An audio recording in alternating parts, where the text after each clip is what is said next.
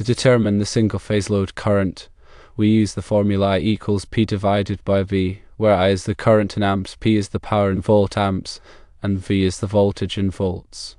In this case, we have 12 kVA, which is 12,000 volt amps, divided by 208 volts.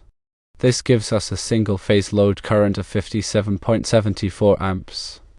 Assuming we have equal distribution of these single-phase loads across the three phases, the current on each phase A, phase B, and phase C, will be approximately equal to 57.74 amps.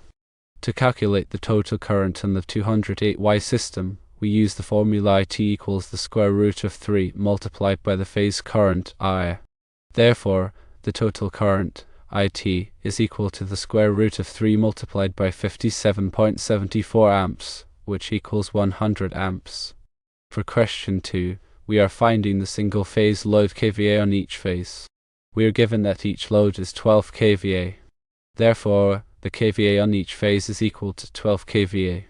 To determine the total kVA on the 208Y system, we multiply the single-phase kVA, which is 12 kVA, by the number of loads, which is 5. This gives us a total kVA of 60 kVA.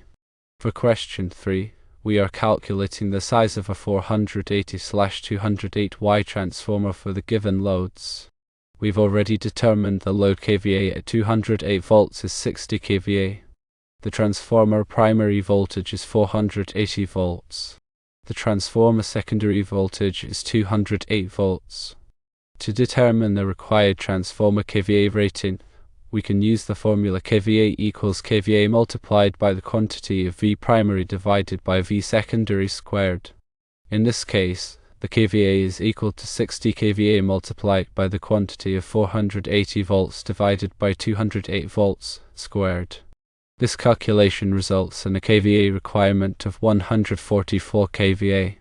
Therefore, a 480/208Y transformer with a kVA rating of approximately 144 kVA is required to handle these 512 kVA single-phase loads.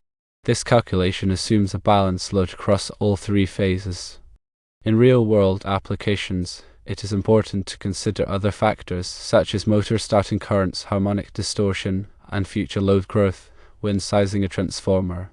Additionally, local electrical codes and standards should be followed to ensure safe and reliable operation.